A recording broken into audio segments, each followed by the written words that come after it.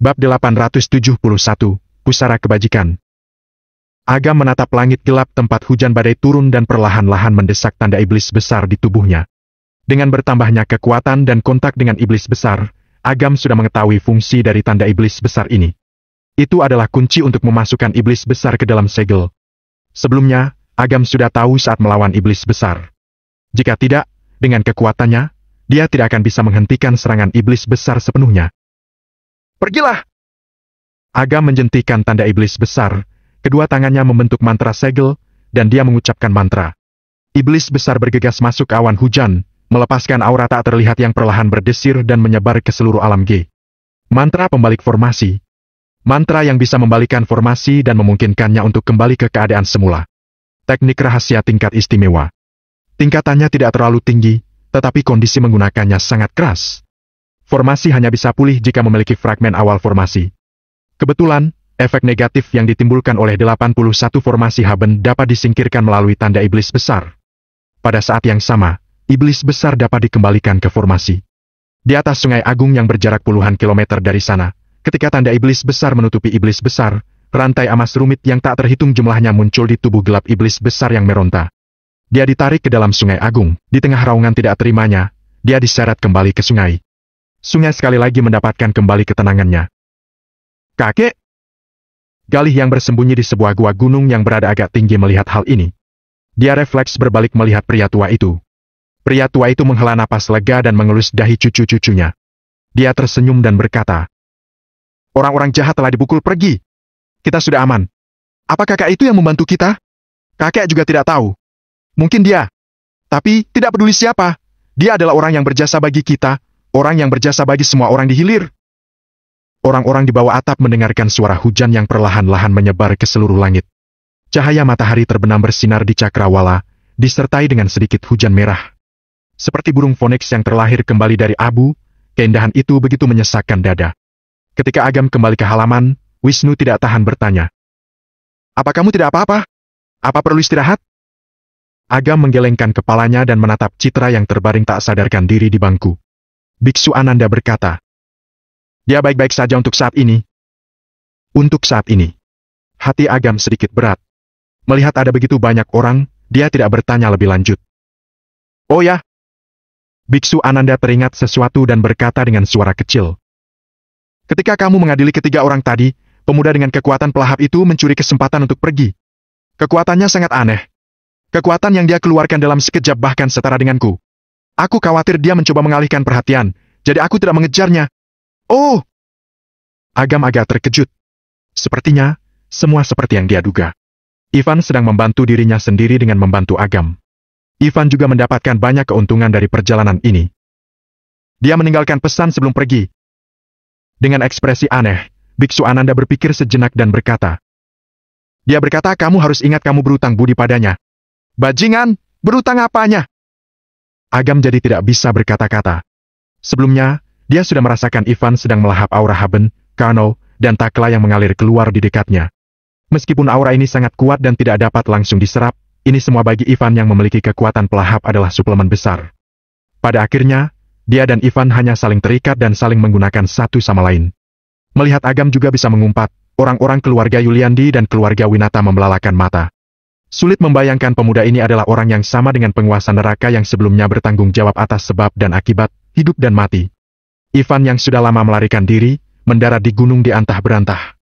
Merasakan aura yang melonjak di tubuhnya, ekspresinya penuh kegembiraan. Meskipun target perjalanannya adalah Agam, melalui pertempuran antara Haben dan Agam, dia menyadari dia belum bisa melahap Agam. Dia harus menjadi lebih kuat, jadi dia mengincar Haben dan kedua orang lainnya. Alasan mengapa dia menyelamatkan Citra karena Ivan mengenal Agam dengan sangat baik dan juga sangat mengerti perasaan Agam terhadap Citra. Dia tahu begitu Citra meninggal, Agam pasti akan kehilangan kewarasannya. Tidak ada yang bisa memprediksi apa yang akan terjadi pada akhirnya. Itu tidak akan menguntungkannya. "Agam, aku harus mengakui kamu telah memberiku terlalu banyak Dia tahu begitu Citra meninggal, Agam pasti akan kehilangan kewarasannya. Tidak ada yang bisa memprediksi apa yang akan terjadi pada akhirnya. Itu tidak akan menguntungkannya. "Agam, aku harus mengakui kamu telah memberiku terlalu banyak kejutan. Di babak kedua ini, kamu dan aku saling menguntungkan. Anggap saja ini seri. Setelah aku menyerap kekuatan ini dan mendapatkannya, itu saatnya babak ketiga. Ivan melihat ke arah kota Yogantara dan mengungkapkan senyum keji. Sosoknya berangsur-angsur menghilang. Di kamar terpencil, Agam meletakkan Citra di tempat tidur dengan lembut. Dia kembali menatap Biksu Ananda dan berkata, "Berapa lama bisa ditekan? Piring kebajikan adalah benda suci sekte kebajikan yang ditinggalkan oleh masterku. Tingkatannya setara dengan relik yang juga berisi kekuatan kultivasi masterku seumur hidup. Seharusnya, itu dapat menekannya selama 100 tahun. Tapi, Dewi Pembunuh sudah tahu tentang keberadaanmu. Dia pasti mencari peluang untuk menerobos segel lagi. Oleh karena itu, perkiraan terbaik batas waktu untuk segel terbuka adalah sekitar setengah tahun, atau bahkan lebih pendek. Hanya setengah tahun." Agam sedikit mengerutkan kening. Waktunya terlalu singkat. Dilihat dari aura yang dikeluarkan oleh Dewi Pembunuh sebelumnya, meskipun kekuatannya sudah ditekan 10.000 tahun, dia masih memiliki kekuatan destruktif yang sangat menakutkan. Satu tangan bisa meremas Haben sampai mati. Kekuatan semacam ini dipikirkan saja sudah membuat ngeri. "Kalau aku tidak dapat melawan Dewi Pembunuh dalam setengah tahun, maka Citra pasti akan." Agam mengepalkan tinjunya erat-erat dan menarik napas dalam-dalam. Sulit untuk menahan perasaan tertekan di dadanya. Sebenarnya, bukannya tidak ada cara. Biksu Ananda sedikit merenung, menyebabkan mata Agam bersinar. "Cara apa?" "Ada tempat yang disebut Pusara Kebajikan. Itu adalah tempat para biksu terkemuka yang telah meninggal beristirahat. Dewi Pembunuh termasuk Batari Kebajikan. Kalau kamu membiarkan istrimu berada di sana, tekanan aura kebajikan dari para biksu terkemuka dari berbagai dinasti mungkin dapat memperpanjang waktu menjadi lebih lama." Setelah jeda, Biksu Ananda berkata, "Prosesnya agak lama. Paling sedikit setengah bulan dan paling lama 3 bulan. Kita tidak akan tahu situasi spesifiknya sampai kita pergi ke sana." "Aku mengerti maksudmu." Agam mengangguk perlahan dan berkata, "Untuk jangka waktu berikutnya, aku akan mempercayakannya padamu."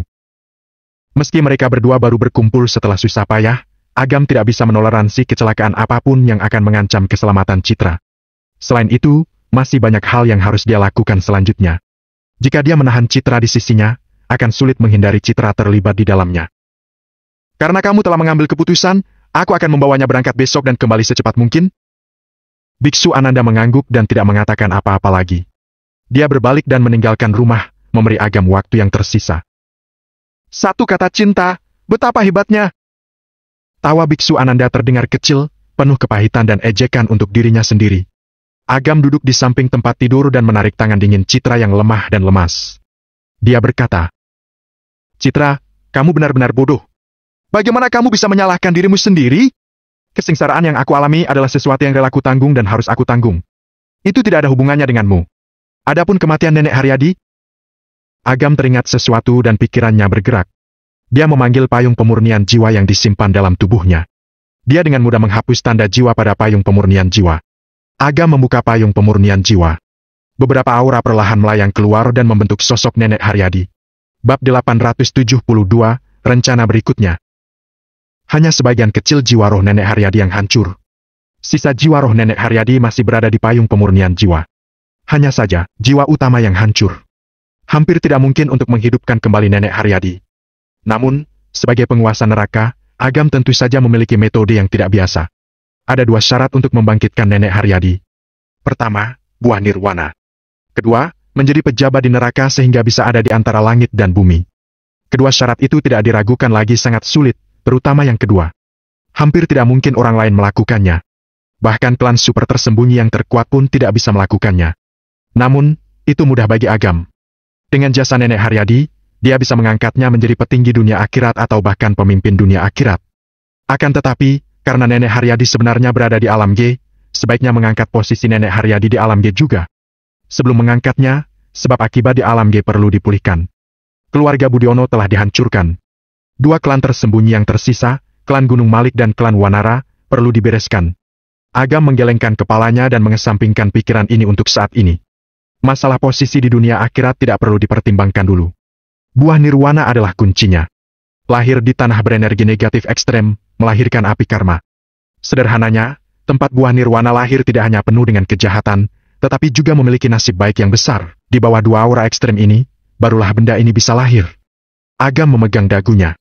Meskipun dia memiliki penyimpanan semesta dan tahu hampir semua yang ada di bawah langit, dia tidak punya kemampuan untuk mencari tempat benda ini berada. Dia harus bertanya kepada Hardian tentang hal ini. Sebagai calon tuan muda dari klan tersembunyi, sistem informannya jelas lebih kaya daripada milik Agam sendiri. Agam mencari Hardian dan bertanya kepadanya tentang buah nirwana. Hardian juga tidak mengerti. Jika dia tidak mendengar Agam menyebutkannya, dia bahkan tidak akan tahu ada benda seperti itu. Namun, melihat Agam cukup buru-buru, dia memberitahu Agam dia mungkin bisa mendapatkan beberapa informasi dengan bertanya kepada anggota keluarganya. Tidak lama kemudian, Hardian datang. Buah nirwana ini benar-benar susah sekali dicari, sialan. Tapi, aku bertanya kepada kakekku dan menemukannya. Di inti hutan buah jiwa bayi klan Wanara, ada sebuah buah nirwana. Hanya saja, benda itu adalah harga berharga yang sensitif bagi klan Wanara. Sama dengan fragmen jejak Patuna, tidak ada yang boleh menyentuhnya. Klan Wanara? Agam mengangguk sambil berpikir. Ada banyak sekali bayi yang dimakamkan di hutan buah jiwa bayi. Itu memang tempat berenergi negatif yang ekstrem. Selain itu, keberadaan bayi memiliki kemungkinan yang tak terhitung jumlahnya, sehingga ada tingkat nasib baik tertentu. Tidak mengherankan dua kondisi ekstrem itu bisa tercapai dan buah nirwana pun lahir.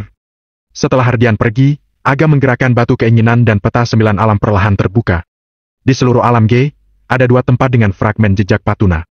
3 fragmen di klan Gunung Malik dan 2 di klan Wanara. Klan Gunung Malik tidak perlu diurus dulu. Sebagai pewaris masa depan klan Gunung Malik, Agam percaya Hardian jelas akan mengurus klan Gunung Malik dengan baik. Untuk klan Wanara sendiri, baik untuk mengembalikan sebab dan akibat alam G ataupun untuk merebut buah nirwana dan memulihkan nenek Haryadi, Agam harus ke klan Wanara. Tiba-tiba, pikiran Agam bergerak dan sudut mulutnya terangkat menjadi senyum bercanda. Dia bergumam sendiri. Hah, tubuhku tidak kuat lagi. Citra, ini terakhir kalinya kita bersama. Kamu tidak akan bisa melihatku lagi besok. Saat dia berbicara, Agam mencengkeram dadanya dan batuk dengan keras. Ada apa denganmu? Citra membuka matanya yang indah dan duduk dengan susah payah. Agam buru-buru memapahnya dan tersenyum. Aku melihat kamu sudah bangun, jadi aku sengaja menggodamu. Kamu! Citra terkejut, matanya yang indah memerah karena marah. Kamu tahu aku mengkhawatirkanmu. Apa kamu sengaja membuatku marah? Duh, malah kelewatan. Agam hampir ingin memukul mulutnya sendiri. Aku mendengar apa yang kamu katakan kepada Biksu Ananda sebelumnya. Saat ini, Citra sedikit menundukkan kepalanya. Dia tidak dapat menyembunyikan rasa kehilangannya. Faktanya, dia tidak pingsan lama. Ketika Agam membawanya kembali ke rumah, dia sudah bangun. Namun, memikirkan kematian nenek Haryadi dan ancaman terhadap Agam ketika Dewi Pembunuh muncul sebelumnya, hatinya penuh dengan rasa bersalah dan sakit jati dia tidak mau bangun. Agam terdiam selama beberapa lama. Dia tersenyum dan berkata, Biksu Ananda orangnya tidak buruk. Dengan dia melindungimu, kamu akan sangat aman. Setelah jeda, Agam teringat sesuatu dan berkata dengan suara yang dalam. Lalu, jangan berpikir menyalahkan diri sendiri. Bukan salah kamu orang jahat berbuat semua mereka. Kamu harus mengerti satu hal. Orang-orang baik mudah diganggu. Hanya ketika kamu kuat, kamu tidak bisa dimanfaatkan oleh orang lain. Untuk menekan garis keturunan Dewi Pembunuh, selain tergantung pada kekuatan eksternal, kuncinya ada pada Citra sendiri. Jika dia tertekan, mencela diri sendiri, dan malu, dia akan mudah kehilangan kesadarannya dan diambil alih oleh Dewi Pembunuh. Citra terkejut. Bertemu dengan tatapan serius Agam, dia menggigit bibirnya dengan lembut. Citra tahu Agam telah berkorban terlalu banyak untuknya. Tidak peduli kapanpun, Agam tidak menyerah pada dirinya sendiri. Jika Citra kehilangan kepercayaan dirinya, bukankah itu terlalu egois? Selain itu, Citra benar-benar tidak bisa melupakan hatinya dan Agam. Ditambah lagi, Citra membelai perut bagian bawahnya dengan lembut dan memperhatikan tatapan bingung Agam. Dia buru-buru mengalihkan pandangannya dan mendengus pelan. Dasar kamu, jelas-jelas kamu yang membuatku marah lebih dulu, tapi pada akhirnya, kamu malah balik menasihatiku. Kamu melakukannya dengan sengaja, kan? Agam mengelus hidungnya dan menyeringai. Melihat reaksi Agam, Citra tersenyum lembut di bibirnya. Dia menopang tubuhnya yang lemah dan bersandar di depan tempat tidur. Dia bertanya dengan lembut. Apa rencanamu selanjutnya? Aku mungkin harus melakukan perjalanan ke klan Wanara. Agam memegang tangan kecil Citra yang lembut. Matanya diliputi keraguan. Dia tidak ingin Citra khawatir, tetapi dia juga tidak ingin menipu gadis di depannya. Citra mengangguk ringan. Dia tidak keberatan dan berkata dengan lembut. Ketika batari kebajikan itu muncul sebelumnya, aku agak sadar. Aku tahu kamu memiliki beban besar. Kamu tidak melakukannya hanya untuk orang tuamu, untuk kakakmu, tetapi juga untuk rakyat. Sebenarnya, aku cukup bangga padamu. Wanita lain memamerkan betapa kaya suami mereka dan berapa gaji tahunan si suami. Suamiku adalah pahlawan hebat yang menyelamatkan dunia. Melihat Citra mengedipkan mata dengan genit kepada dirinya sendiri. Wajah Agam merona merah dan matanya bersinar dengan kegembiraan. Ada apa denganmu? Citra bingung dan bertanya. Dia mengulurkan tangan yang sedikit dingin dan menempelkan punggung tangannya ke wajah Agam. Dia bertanya dengan tatapan bingung. Apa kamu demam? Mengapa wajahmu begitu panas? Haha, aku senang. Apa yang membuatmu senang? Agam menyeringai dan berkata. Kita sudah saling kenal begitu lama. Ini pertama kalinya kamu menyebutku suami. Hahaha, aku sangat senang. Melihat sikap Agam, Citra tercengang. Rona merah muncul di wajahnya yang cantik. Dia tidak tahan memutar matanya pada Agam. Hal ini membuatnya tampak menawan, cantik hingga menyesakkan dada. Konyol. Citra mendengus ringan dan berkata dengan wajah datar. Apa aku baru saja menyebutnya? Kamu menyebutnya? Apa ada buktinya? Sepertinya tidak. Agam menggaruk kepalanya. Senyum di wajahnya lebih jelek daripada wajah menangis. Mengapa kalimat ini terdengar begitu tidak asing? Mirip dengan kata-kata Agam saat dia telah mengambil cakar naga suci dan fragmen jejak patunan dari Arkan. Benar saja, roda kehidupan selalu berbalik. Melihat Agam malu, Citra menutup mulutnya dan terkekeh. Tatapannya menjadi sangat lembut.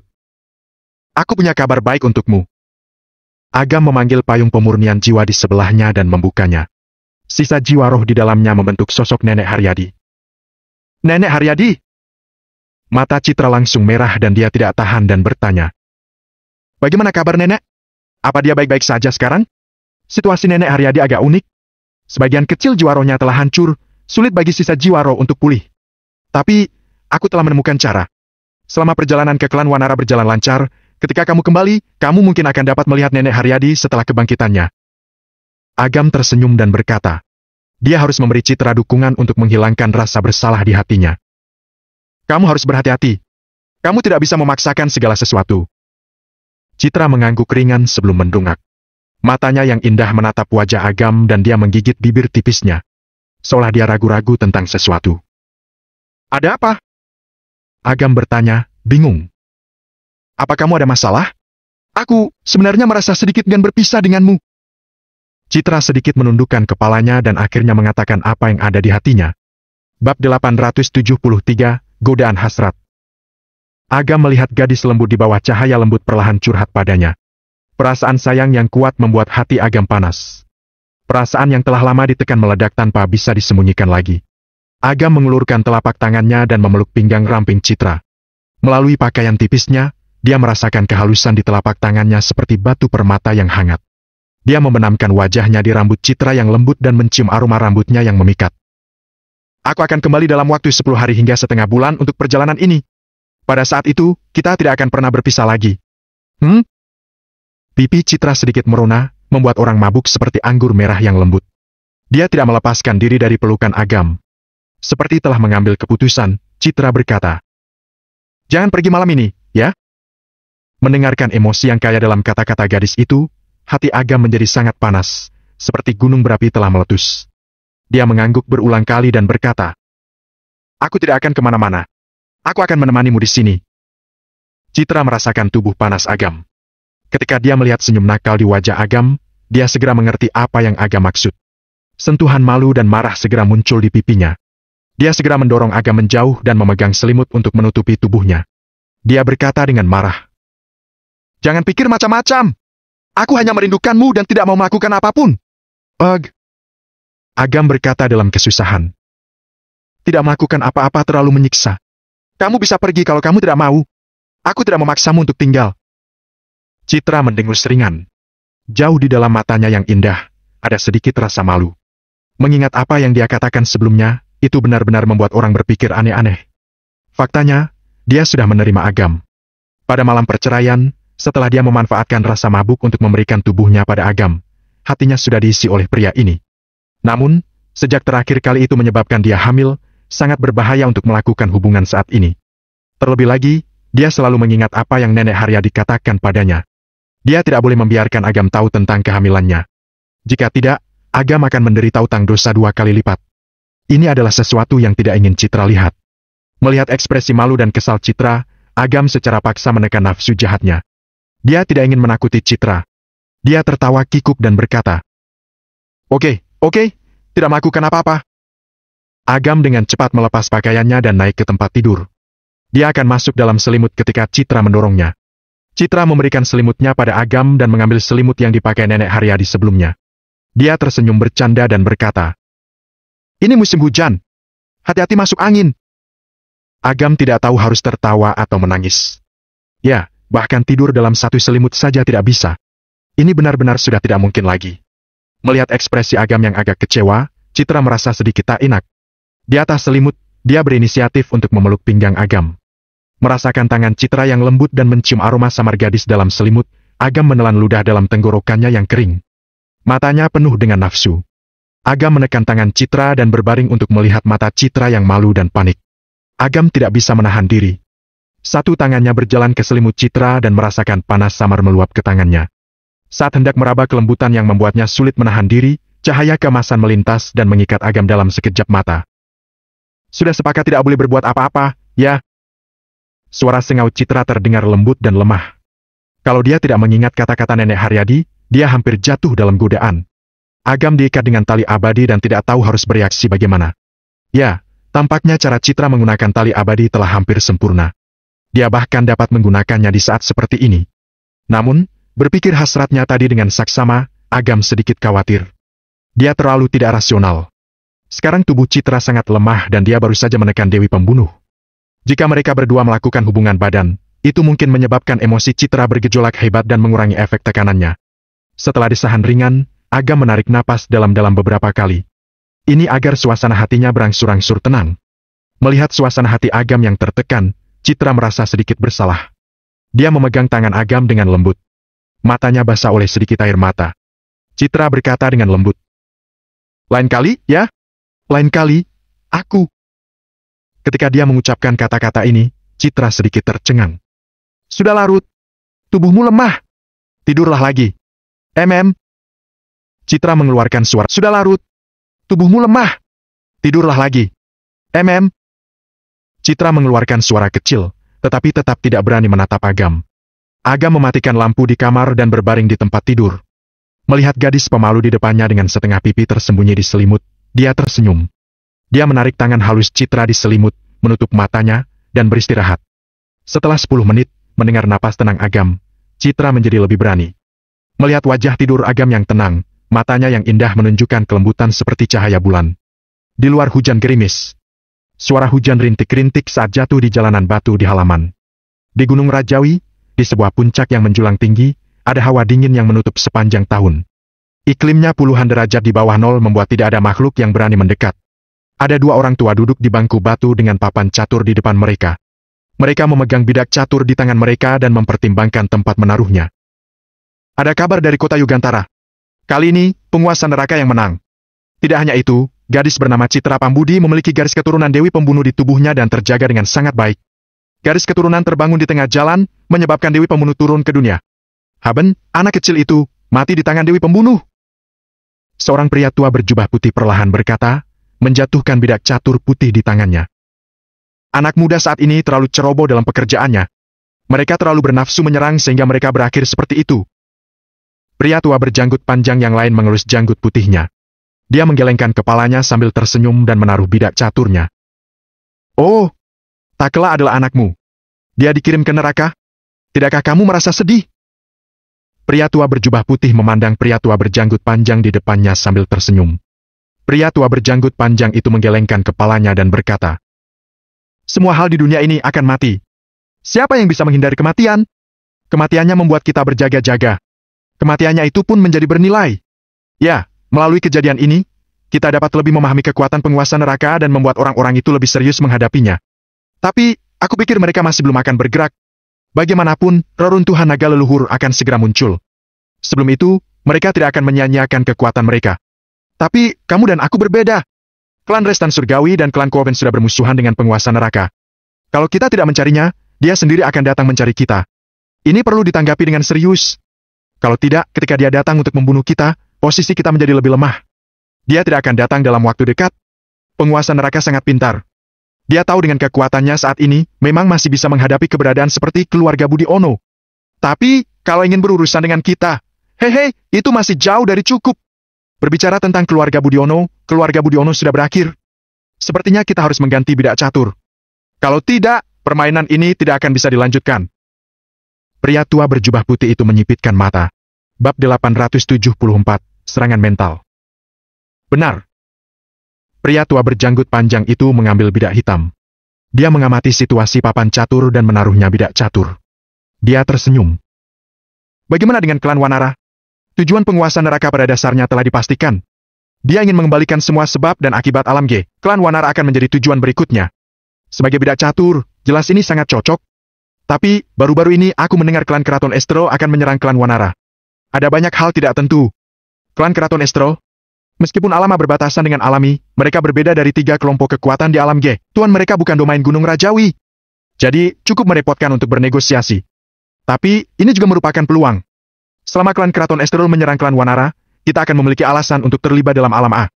Ini adalah ide yang bagus, tapi jangan abaikan keluarga Haryanti di alam A. Keluarga Haryanti? Nanti saja dibicarakan. Bagaimanapun juga, 8 klan super tersembunyi tidak hanya keluarga Haryanti. Ya, alami adalah tanah dewa. Kelompok kekuatannya memang sedikit, tetapi tidak lebih lemah dari gabungan kekuatan semua klan di alam A. Kalau ada konflik, kita tidak takut pada mereka. Tapi, saat ini, kita masih harus berurusan dengan penguasa neraka terlebih dahulu. Aku sudah mengirim Lil, A, dan Sky untuk berjaga di klan Wanara. Selama penguasa neraka melakukan sesuatu, dia akan langsung terbunuh. Orang tua berjubah putih itu tersenyum sedikit dan menaruh bidak caturnya lagi. Leo, A, dan Sky, kamu benar-benar menghabiskan banyak sumber daya. Bahkan 3 orang suci dari klan Coven dikirim keluar. Kalau aku tidak salah ingat, kekuatan mereka telah mencapai alam kemuliaan tingkat 2 menengah. Selain itu, kemampuan khusus mereka dapat mengusik emosi orang, kekuatan yang cukup untuk mencapai alam kemuliaan tingkat 2 akhir. Benar. Orang tua berjubah putih itu berkata dengan suara datar. Kali ini, aku tidak ingin gagal lagi. Karena kamu tulus, klan Restan Surgawi tentu tidak akan ketinggalan. Pria tua berjanggut panjang itu tersenyum tipis dan gelombang serangan mengalir keluar. Setelah beberapa saat, seorang pria dan seorang wanita muncul begitu saja dan memberi hormat. Leluhur tua, Mage, Yosei, kali ini kalian bekerja sama dengan Lil, A, dan Sky dari klan Coven. Kalian harus membawa kembali kepala penguasa neraka. Baik. Kedua orang itu mengangguk perlahan dan melepaskan inkarnasi dalam tubuh mereka. Inkarnasi itu menelan seluruh langit dalam sekejap. Langit menjadi terdistorsi dan terlihat tidak nyata. Akhirnya semuanya menghilang bersama keduanya. Mage dan Yosei itu kembar, kan? Mereka berdua itu bisa berubah untuk menciptakan mimpi buruk dan memenjarakan orang hingga 100 tahun. Hei, kamu juga sudah berupaya keras. Untuk menghadapi penguasa neraka, tidak bisa mengandalkan kekuatan, tetapi mengandalkan serangan mental. Mage dan Yosei bekerja sama dengan Lil, A, dan Sky. Permainan catur ini tidak perlu diragukan lagi. Pria tua berjubah putih itu tersenyum mengerti. Bidak catur di tangannya perlahan jatuh. Mereka berdua perlahan menghilang di puncak gunung yang dingin. Di depan sebuah gubuk di pedalaman wilayah klan Gunung Malik, seorang pria tua melihat ke arah kota Yogantara dengan tangan di belakang punggungnya. Matanya yang kabur dipenuhi pertimbangan. Ayah! Seorang pria paruh baya berusia 40 hingga 50 yen berjalan mendekat. Dari segi penampilan, dia 50% mirip Hardian. Itu adalah ayah Hardian dan kepala keluarga klan Gunung Malik saat ini, Carlos Wangsa. Hardian sudah berkali-kali menggunakan kekuasaan keluarga akhir-akhir ini. Apa kamu tahu? Tanya pria tua itu perlahan tanpa menoleh ke belakang. Ini, saya tahu sedikit. Dia kebanyakan bertanya tentang klan Wanara. Ayah, Hardian sudah memberitahu saya dengan jelas, dia ingin berteman dengan penguasa neraka. Apa pendapat Anda tentang ini? Berteman dengan penguasa neraka? Bocah itu berani sekali. Tujuan penguasa neraka adalah membersihkan klan tersembunyi dari 9 alam. Bukankah berbuat seperti itu sama saja membesarkan ancaman? Pria tua itu mendengus. Awan yang memenuhi gunung tiba-tiba bergetar, memancarkan aura yang menakutkan. Jelas dia sudah mencapai tingkatan yang sangat tinggi. Tubuh Carlos sedikit membungkuk. Meskipun dia adalah patriark klan Gunung Malik dan kekuatannya sudah mencapai petapa agung alam kemuliaan tingkat 3 akhir, masih sulit untuk tetap tenang menghadapi tekanan yang disebarkan oleh pria tua itu. Ayah, penguasa neraka adalah orang yang memiliki karakter dan integritas. Apa yang dia lakukan hanya untuk membersihkan kejahatan. Klan Gunung Malik berada di jalan yang benar. Mungkin, kita pernah melakukan beberapa hal sebelumnya. Tapi, karena penguasa neraka telah berteman dengan Hardian, itu menunjukkan dia telah menerima klan Gunung Malik sejauh ini. Oleh karena itu, saya pikir bukan tidak mungkin untuk berteman dengannya. Dahi Carlos berkeringat dingin dan berkata dengan susah payah. Apalagi penguasa neraka sudah makin kuat. Dia juga telah menyatu dengan keturunan leluhur naga dan membuatnya melangkah ke tingkatan alam yang kita semua hormati. beri dia ruang untuk berkembang, maka tidak akan ada banyak orang yang bisa menghentikannya di masa depan. Carlos, sebagai ketua klan Gunung Malik, tahukah kamu apa arti kata-katamu? Pria tua itu melirik dengan tatapan dingin dan berkata dengan tatapan serius. Menghancurkan penguasa neraka adalah konsensus yang dicapai oleh semua klan tersembunyi.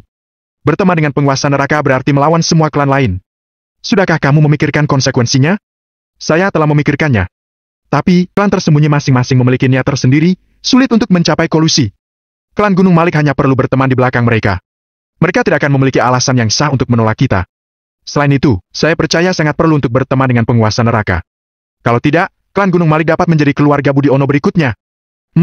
Apalah keluarga Budi Ono itu? Memangnya bisa dibandingkan dengan kita klan Gunung Malik? Kalau dia benar-benar datang untuk melenyapkan kita, dia pasti akan terluka juga. Setelah jeda, pria tua itu melambaikan tangannya. Awan berkumpul dan beberapa kata muncul di atas. Pria tua itu berkata dengan ringan. Ini adalah berita yang baru saja aku terima. Dalam waktu dekat, klan Keraton Esterel akan menyerang klan Wanara. Aku dengar penguasa neraka sangat tertarik dengan klan Wanara. Biarkan Hardian memberitahunya berita ini. Carlos terkejut. Ayah, bukannya Anda menentang berteman dengan penguasa neraka? Mengapa Anda ingin membantunya? Kapan aku menentang? Pria tua itu tersenyum dan berkata, aku hanya menguji tekadmu. Faktanya, sebelum penguasa neraka menghancurkan keluarga Budi Ono, aku sudah memiliki ide serupa. Alasannya sangat sederhana. Keluarga Budi Ono hancur dan langkah selanjutnya adalah klan Wanara atau klan Gunung Malik. Kami berada di sisi yang terbuka dan dia dalam kegelapan. Kalau kita bermusuhan dengan penguasa neraka, nasib klan Gunung Malik sulit. Mendengar ini, Carlos berkata dengan agak kesal. Ayah, seperti yang Anda katakan, klan Gunung Malik bukanlah keluarga Budi Ono. Penguasa neraka. Aku tidak mengacu pada penguasa neraka sendirian. Pria tua itu berkata perlahan. Kalau klan Keraton Esterel bisa menyerang klan Wanara, maka klan lain juga bisa menyerang klan Gunung Malik. Meskipun kita memiliki hubungan dekat dengan Gunung Rajawi, terus terang, kita klan Gunung Malik sama seperti keluarga Budi Ono. Kita hanya pion Gunung Rajawi. Daripada diperintahkan oleh seseorang dan mati perlahan, lebih baik berteman dengan penguasa neraka lebih dulu. Ketika sebab dan akibat alam G pulih, klan tersembunyi lainnya tidak akan berani masuk alam G tanpa izin. Dari perspektif tertentu, ini juga semacam perlindungan bagi klan Gunung Malik. Tapi, kalau sebab dan akibat alam G pulih, aku khawatir akan ada beberapa orang dari klan Gunung Malik yang akan. Carlos ragu-ragu. Meskipun klan Gunung Malik lebih baik dari klan tersembunyi lainnya, ada juga beberapa orang yang telah mengumpulkan banyak dosa. Saat pengadilan berlangsung, mungkin akan menimbulkan keributan. Ini tidak bisa dihindari. Pria tua itu berkata dengan nada dingin. Dulu, tidak apa-apa. Baru-baru ini, beberapa orang di klan Gunung Malik makin sombong. Kebetulan, pengadilan penguasa neraka yang berlangsung akan membersihkan klan untuk kita. Anda benar-benar tahu bagaimana memanfaatkan orang. Carlos tersenyum pahit, berhenti sejenak, dan berkata, kalau begitu, saya tidak akan memanggil Hardian kembali. Saya juga akan menyampaikan berita kepadanya dan membiarkan dia memberitahu penguasa neraka. Ya. Pria tua itu memicingkan matanya dan berkata, suruh Hardian belajar dari penguasa neraka. Kalau dia memiliki 1/10 kemampuan penguasa neraka, maka klan Gunung Malik tidak perlu khawatir selama 1000 tahun. Ya. Pagi keesokan harinya, Agam bangun lebih dulu dan keluar dengan tenang. Dia mencari Mesuda dan memintanya untuk mendapatkan beberapa gio keluar angkasa. Pada saat Citra bangun, sudah lewat jam 8 pagi. Setelah mandi, Agam mengajaknya sarapan. Tidak banyak orang yang sarapan. Mesuda, Jervis, istri mereka, serta Wisnu dan Renata. Pada dasarnya, ini adalah acara makan keluarga. Awalnya, Agam tidak ingin mengganggu mereka. Akan tetapi, Wisnu ngotot menarik mereka untuk makan bersama. Setelah sarapan, Biksu Ananda menyeka mulutnya dengan tisu, lalu meletakkannya. Tatapannya tertuju pada Agam dan dia tersenyum. Berangkat hari ini, bab 875, berpisah. Agam mengangguk perlahan. Tidak bersama lebih lama lagi. Makin lama, makin mungkin terjadi hal tak terduga. Terlebih lagi, aku tidak berjuang untuk kebahagiaan sekarang saja, juga untuk masa depan yang lebih baik. Mendengar ini, Citra mengangkat kepalanya dan bertemu dengan tatapan tegas Agam. Dia mengangguk lembut. Citra tahu perpisahan sementara adalah untuk bersama lebih lama di masa depan. Dia berkata kepada Biksu Ananda. Biksu Ananda, kapan kita akan pergi? Sekarang. Biksu Ananda tersenyum dan menatap Agam dalam-dalam. Yakinlah, selama aku masih hidup, anak ini tidak akan pernah terluka. Agam tersenyum dan mengangguk. Dia mempercayai Biksu Ananda. Jika tidak, dia tidak akan membiarkan Citra ikut Biksu Ananda pergi. Agam, ini gio keluar angkasa yang kamu minta aku kumpulkan. Karena waktunya terbatas, aku hanya mendapat 2 gio keluar angkasa tingkat menengah. Masuda menyerahkan 2 gio keluar angkasa itu kepada Agam. Terima kasih. Agam menerima giok keluar angkasa dan menyuntikkan tanda jiwanya ke dalam giok bersama dengan segumpal kekuatan ruang. Setelah melakukan semua ini, wajah Agam sedikit pucat. Dia memberikannya masing-masing kepada Biksu Ananda dan Citra. Di dalamnya ada kekuatan penguasa neraka milikku. Kalau kamu menghadapi masalah yang tidak dapat kamu pecahkan, hancurkan ini.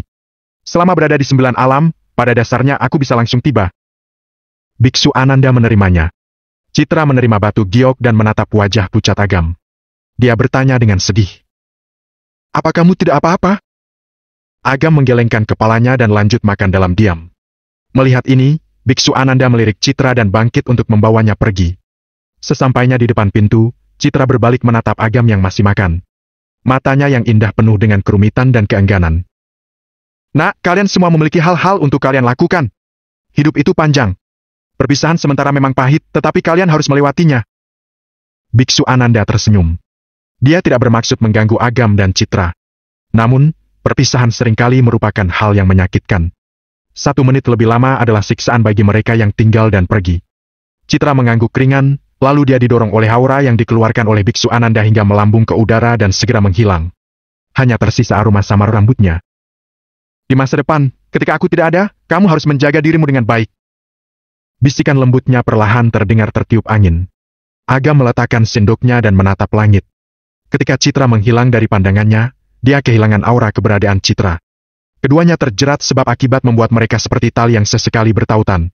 Setelah bersentuhan sedikit saja, mereka berdua pun berjalan ke arah yang berbeda lagi. Meskipun dia telah kehilangan aura keberadaan Citra, bayangannya yang tak terhapuskan sudah melekat di bagian terdalam hati Agam. Setelah kamu kembali, serahkan sisanya padaku. Agam merasakan aura Biksu Ananda makin jauh. Tinjunya perlahan mengepal. Dia adalah penguasa neraka, juga seorang pria. Dia tahu masih banyak hal yang menunggu untuk dilakukan. Dia tidak boleh serakah mendambakan cinta. Jangan terlalu sedih, kalian masih bisa bertemu di masa depan. Kata Wisnu yang menghibur sambil tersenyum.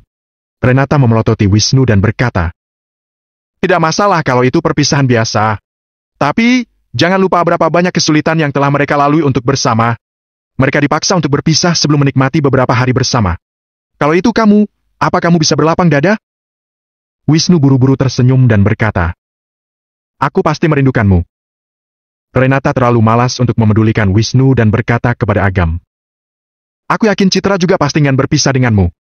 Aku pikir kamu juga telah bersiap untuk berpisah sementara. Aku pikir kalian pasti akan bersama di masa depan.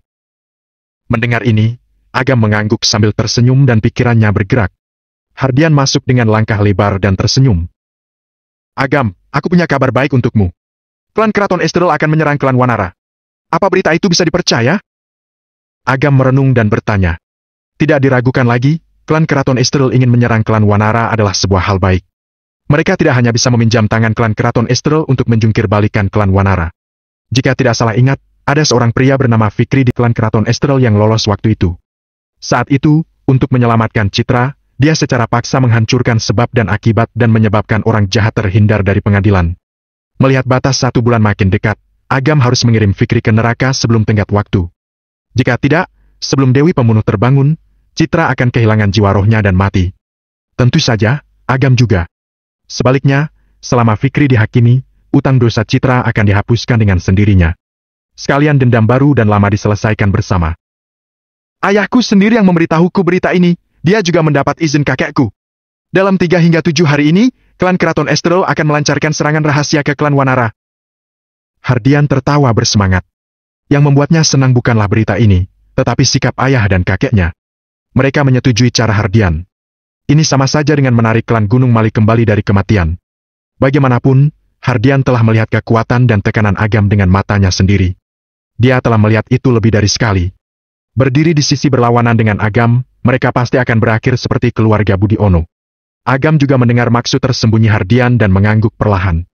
Seperti yang dia duga, klan Gunung Malik masih mau bekerja sama dengannya. Agam kembali menatap Mesuda dan yang lainnya, lalu berkata sambil tersenyum. Beberapa waktu ini, aku merepotkan kalian. Kamu terlalu sungkan. Tanpamu, keluarga Yuliani sudah hancur. Masuda melambaikan tangannya dan tersenyum. Setelah jeda, dia ragu-ragu dan berkata, "Nak, meskipun kita belum lama bersama, aku telah menyadari beberapa hal. Kamu penuh dengan kelebihan, tetapi ada satu kelemahan. Kamu mudah terpengaruh oleh kata cinta. Cinta keluarga, cinta asmara, ataupun persahabatan. Meskipun ini tidak dapat dihindari, kalau kamu ingin mencapai tujuan kamu, lebih baik mengurangi pengaruh faktor-faktor ini. Kalau tidak, kamu akan mudah terhalangi olehnya. Apalagi, aku saja bisa menyadarinya. Orang-orang dari klan tersembunyi jelas juga akan bisa menyadarinya. Kemungkinan besar mereka akan menggunakan kelemahanmu untuk menghadapimu di masa depan. Karena itu, kamu harus siap mental." Agam mengangguk perlahan. Memang, dia juga tahu kelemahannya. Namun, tidak ada cara lain. Meskipun dia penguasa neraka, dia lahir di dunia sekuler dan telah merasakan dunia manusia. Dia pasti akan terhalang dengan hal-hal ini. Namun, jika Agam tidak terikat oleh cinta, kekeluargaan, dan persahabatan, bagaimana dia bisa memiliki tekad untuk bertahan sampai sekarang?